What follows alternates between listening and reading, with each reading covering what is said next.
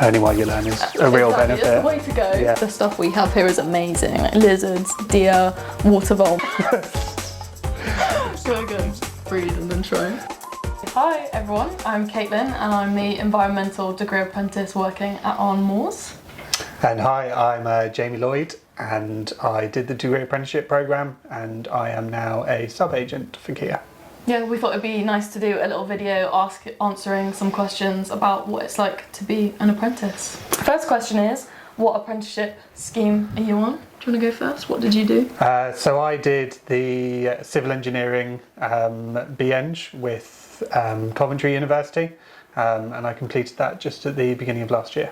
Cool. And I'm doing the Environmental Practitioner Degree Apprenticeship at UE in Bristol. What do you like about working at Kier is the next question. I think something that they really prioritise is the people. They really look after their people and they've got a really nice culture. No matter what office you kind of go to, you're always really welcomed and felt like they really want you to be there. Yeah, definitely. I think I'd say my favourite thing so far about working at Kier is the amount of travelling I've been able to do. So I've been to Birmingham, Exeter, Bridgewater, Dorset, all over the place. There's just a lot of opportunities to visit different sites, which is really exciting. I get asked a lot about the ecology we have on site at Arn. The stuff we have here is amazing, like lizards, deer, water vole, everything under the sun. So that's definitely the first thing people ask.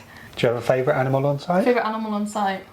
I love the sand lizards. We've got amazing, I haven't seen them anywhere else in the UK. We've got loads and loads here. We've got some great hibernacular for them down on site. I would probably say the adders. We've got some really nice adders on site. Again, something you don't regularly see, being the only kind of venomous snake in the UK.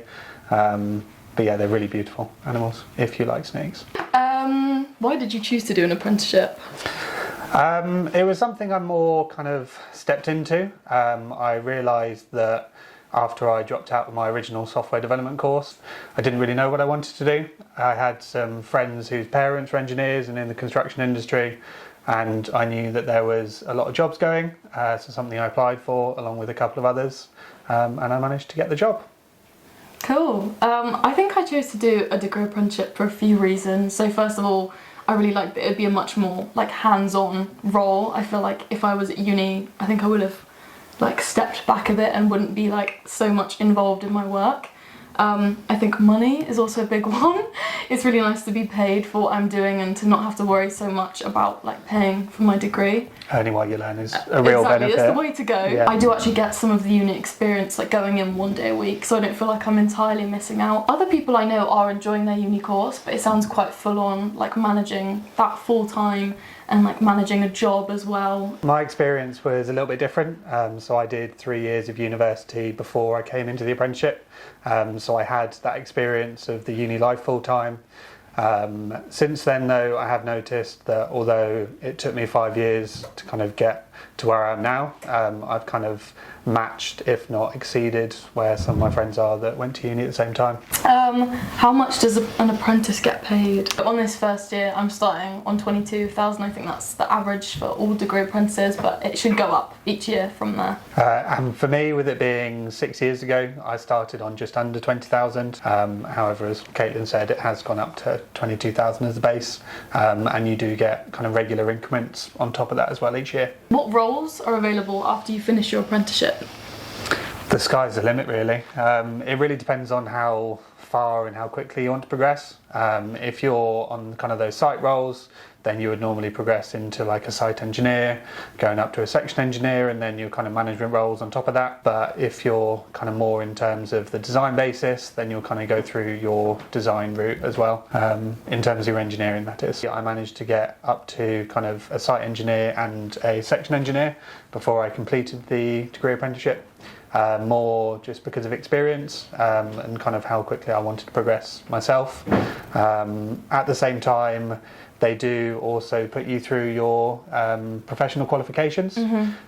So after I came out of my degree, I also had to complete my endpoint assessment for my integrated engineer as a member of the Institute of Civil Engineers. And yeah, the progression there is definitely available. I think more specifically for the environment, I think I can go into any job based on the environment or ecology or sustainability, anything like that. There's loads of roles like within Kier, but I know externally there are plenty of opportunities as well. The next question is, what is it like working in the construction industry?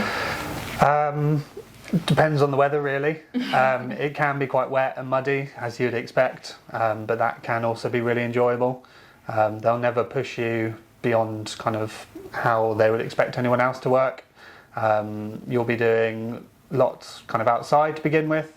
That is a real benefit in the summer, kind of depending on the sites you're on. And then you'll also kind of follow that up with a good amount of office work as well. You'll be using a lot of practical skills, as it is a really practical industry to be in. Yeah, definitely. I think, like you said, there's a great balance of like working in the office and working out on site. If it's a glorious sunny day outside, I'd love to get on site and do some work. I think there's just such an array of like everything going on site. Like I don't have to just do environment-based stuff. I can go and see what the engineers are doing, just like dip in and out of what everyone's doing, which I think is exciting. Yeah, you'll definitely not be doing two things the same in 2 days. Yeah. In the whole week, you could be doing completely different things. And as the project progresses, you'll be kind of developing on that and doing completely new things. Yeah, I feel at the start I was quite apprehensive about working in what is maybe a bit more of a male-dominated field, but since coming into it, there are so many amazing women working on this site, and they've all been very welcoming and stuff. I think there is still a way to go, but I think it's more of a thing that's talked about now, and I think it's something that we're all working on. The next question is, do you get to go to university, and how does that work? Yes, you definitely do get to university, considering you're on the degree apprenticeship programme. It does work slightly different depending on your courses, so I don't know about you, but I did what's called block weeks. So about once every 5-6 weeks you go to the university for a whole week where they kind of take you through the different parts of the curriculum, and at the same time they also pay for your travel to get there, they pay for your hotel when you're there, and you're also with everybody else that's kind of within your company and maybe some others. So it's a really nice kind of social experience at the same time. It's a bit different for me, so I do day release, so once a week I go up to Bristol because it's quite a way away. I stay overnight in Bristol, but the company covers like my dinner, my hotel, my travel, and then I still get that experience, but just one day a week. What advice do you have for someone thinking of doing an apprenticeship? Just do it. You haven't really got much to lose. You're going to be kind of earning whilst kind of getting real hands-on experience. And the people you meet, the experiences you get is invaluable. My mum is actually a careers advisor, so she regularly gets me to go into different schools to talk to students, to kind of give them the benefits of both university and apprenticeships side by side, as well as kind of helping them progress with any applications. Yeah, definitely something that's really popular within schools and something I get brought into by my family. Of course. Yeah, I think very similar to what Jamie said, just go for it. Like I had this idea in my head that there was going to be so much competition and that it would be impossible almost to land an apprenticeship when it's such a valuable experience, but I just went for it and I'm here now. So I think go out there, get some experience, start a hobby, do something you love, and then you've got loads to talk about in interviews. Next question is, how would you find a degree apprenticeship / are there lots going out there? So for me, when I was looking, I had a look on the government website and indeed any like job system like that. And I found specifically regarding the environment, it was quite limited.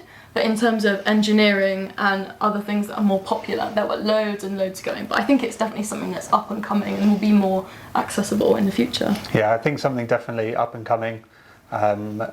With it being 2019 when I was looking, it was kind of more of a less talked about subject back then. It wasn't really promoted too much in schools, and definitely not when I was kind of going through sixth form. So there was a limited, not availability, but kind of a limited choice and a limited way of knowing where to find them. But there were, once you got into the right place to look, then they were kind of quite easy to find. Yeah, I would agree. Actually, the other one I applied for was air traffic control. Oh, was it? Yeah. Someone really specific, actually. I've been having a look on the government website, and some of them I'm like, what? That's crazy. You can even do that as a degree. So that's all we got time for today. Thank you very much for listening. I hope this has answered a lot of useful questions for you. I'm sure there's a lot of other places where you can find out more information. But yeah, thanks for coming and See you listening. out there. Thank you. Shutterstock Music.